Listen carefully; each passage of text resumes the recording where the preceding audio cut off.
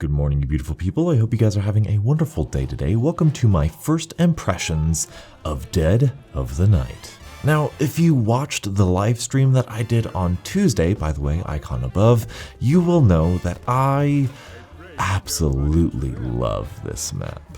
This map does so many things right. It does so many good things. This is one of the best maps that we've ever gotten. This feels truly, to me, like a Shadows of Evil 2.0. This has so much content, so much side Easter eggs. It has amazing atmosphere, amazing map layout, the pack-a-punch, everything about this map seems to be fantastic. There are a mere but 2 or 3 minor things that I dislike or don't like so much about this map, but we'll get to that. Let's start about the positives. Let's talk about the atmosphere, because when you think about a haunted mansion or zombies within a haunted mansion, that is 100% what you get here. From following ghosts to their graves, to having ghosts' souls go into zombies for quests, and vampires and werewolves, and this place has it. Cemeteries, gravestones. This is such deeply rich in atmosphere, training the zombies outside of this mansion where it's cool, dark, it's creepy, and it's beautiful. Inside the mansion, there's an obvious juxtaposition of a really upper-class, high-scale mansion with a bunch of undead zombies inside of it. It's absolutely gorgeous. Looking inside this main room of the mansion, just looking up at the statue and the symbols and going outside and looking at the architecture of this mansion, it is immersive, real, epic, haunted, and amazing. Outside of the map's art design, however, is the map layout and map design, and I am so happy to say that this is one of the best map layouts we've gotten in zombies. One of the reasons I probably don't play Blood of the Dead as much as I want to is because of how big the map is, and more importantly, how little fast travel locations there are.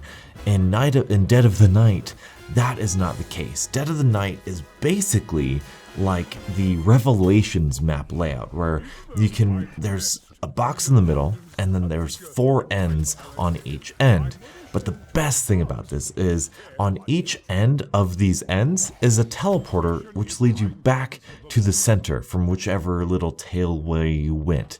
This is amazing, and it makes traversing the map an ease. And that's fantastic because you're gonna be traversing this map a lot, because there are so many side Easter eggs. There are so many little things to remember, to activate, to interact with, to collect, to pick up, to craft. There are so many things. You're going to be traversing this map a lot. Talking about those things, before this map was released for the PC, I was very, very concerned about memorizing all of the locations and figuring out how this map is going to flow. I thought this was going to take so long to set up. I thought this was going to be really tedious and, more importantly, unfun and not rewarding. This isn't necessarily the case per se. For new players, for new zombies players specifically, probably, but for the players who love Origins and Shadows of Evil and all of these things, once we memorize everything, Zetsubo no Shima, dare I say, once we memorize all these locations, this is going to be a fast map to set up on. I got both wonder weapons and my perks and everything by about round 15. That's pretty darn good. Let's start talking specifics here. Pack-a-punch. I love the way that we unlock Pack-a-punch here. I love how replayable, interesting, unique, and fun these little things are. You get 3 different challenges to get tuning forks. Most of the time you're going to get a ghost to follow. Most of the time you're going to get a clock to stand in, which, granted, it's not the most innovative, it's not the most out there thing, but the way it's presented, stay in this really cool ghost clock. Go follow this ghost around. Go find this painting and, interact with it, or, whatever the case may be.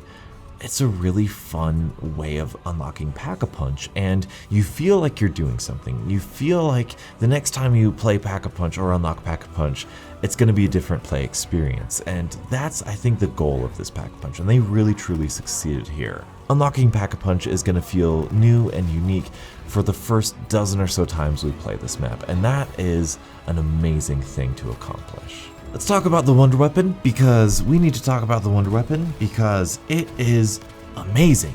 This is, I'll say it here, I think my favorite Wonder Weapon in all of Call of Duty Zombies. I used to be a wave gun guy. I loved the Void Bow. I loved this. I loved that. Alistair's Annihilator is my new favorite. 4 different, this is like the fire bow, this is like the baby gun, this is like the ice bow or the ice staff and the storm bow, plus what other effect does it do? Plus Vulturade from Black Ops 2, all within one gun. Plus you have a powerful weapon like a ray gun. This is amazing. This is what I call the Gorod Krovi effect. You take a difficult map and you throw in this madly overpowered weapon, and it's sheer fun. It's so good. But this map doesn't stop there. Why? We get 2 Wonder Weapons on this map. That's right, not 1, 2 Wonder Weapons on this map. You do an amazingly simple and fun and atmospheric side Easter egg where you're collecting accessories for this ghost, and then you're killing vampires, where you get a crossbow. It's the NX Shadowclaw reskinned. Who freaking cares about that? Because this thing one-shots vampires, it takes down the werewolves incredibly quickly, and it was one-shotting zombies well into the 30s of my previous game. The way you unlock it in the crypt is so atmospheric. It locks you in there with a bunch of vampires. You're killing it.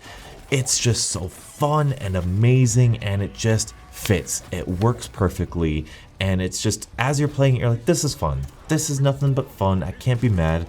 It's so great. I haven't unlocked the stake yet because for some reason the game just won't let me knife these markings on the tree. I don't know. I don't get it. I have the Bowie knife. I'm playing on a regular custom game.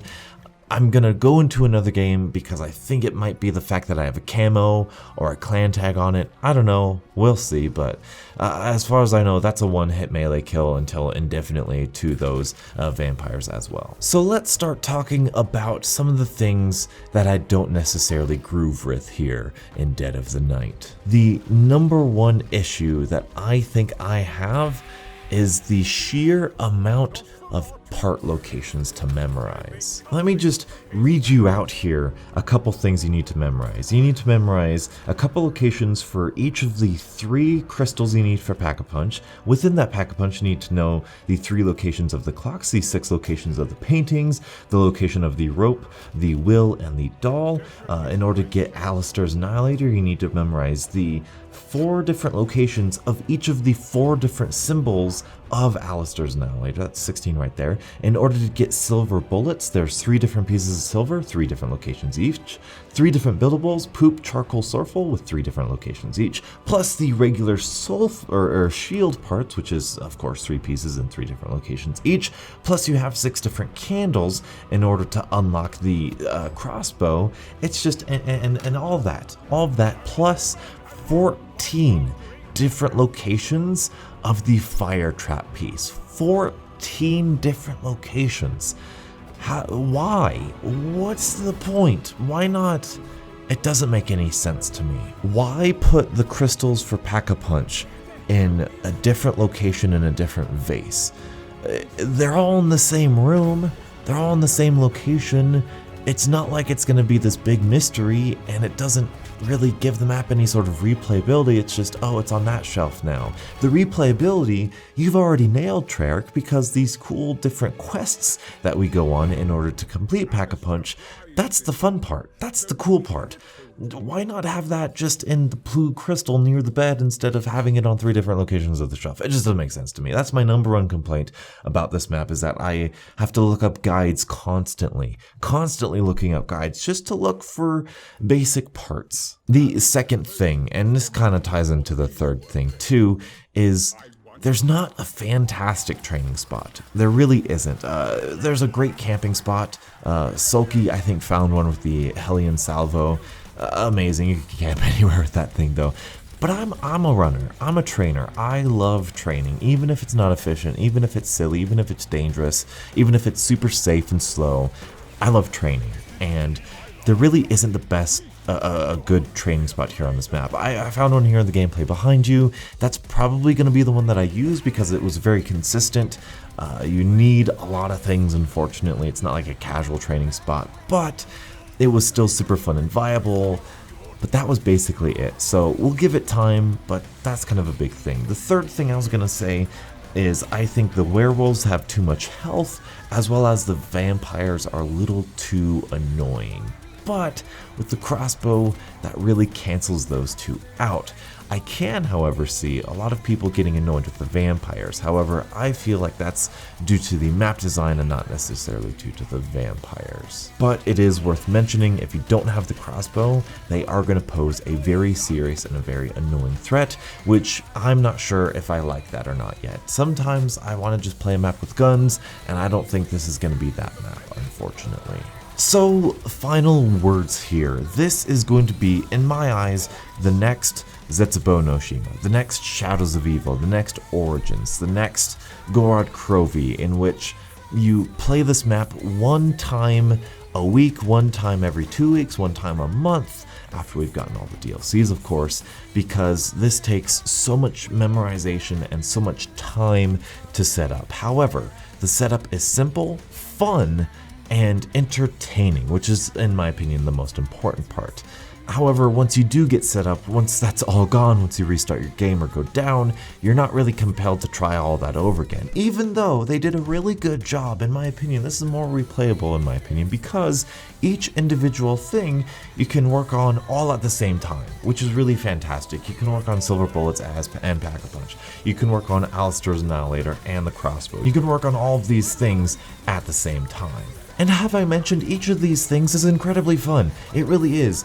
Killing Nosferatu out of a grave, collecting bile, doing all of these it's just fun. It's so much fun. And so those are my thoughts of Dead of the Night. This is going to be an insanely fun, insanely popular, really in-depth, atmospheric, very amazing, historical, already classic zombies map. This is already being compared to some of the best maps out there, with a few minor shortcomings. Not necessarily best for training, so many part locations, and perhaps too strong of boss zombies. So that is my thoughts on Dead of the Night. Tell me your guys' thoughts. Have you played this map yet already? I loved the fact that this got out a week later than PlayStation 4. I don't feel pressured to make videos right away. I'm excited to just cover this map at my own leisure. That being said, I am working on Dead of the Night 101, so that should be releasing here within the next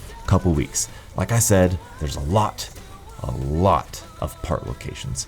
But anyway, thank you guys so much for watching. Thank you guys so much for your support on this channel. And until the next absolutely beautiful Zombies morning, I'll catch up with you guys later. And as always, stay beautiful.